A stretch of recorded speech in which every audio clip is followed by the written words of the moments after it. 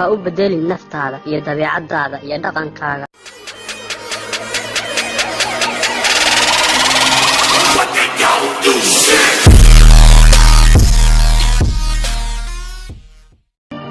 kow u fakir si fog, u hadal si degan, u soco si tartiib ah, u jeclow si badan, u dhowlacatee si joogto ah, u shaqay si adag, u bixi si qarsoon, u naxariiso si guud, u niyeyso alla dartiis. labo noqo qof adaab leh goortii aad madax tahay.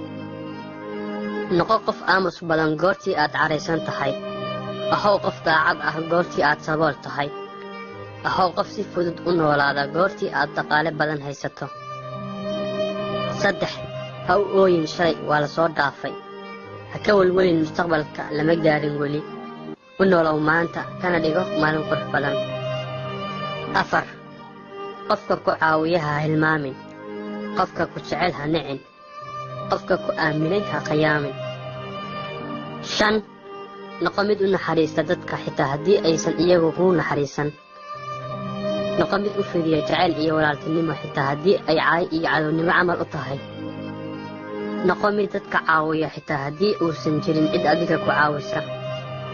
ha u bedelin naftaada iyo dabeecadaada iyo dhaqankaaga dad kale dartood.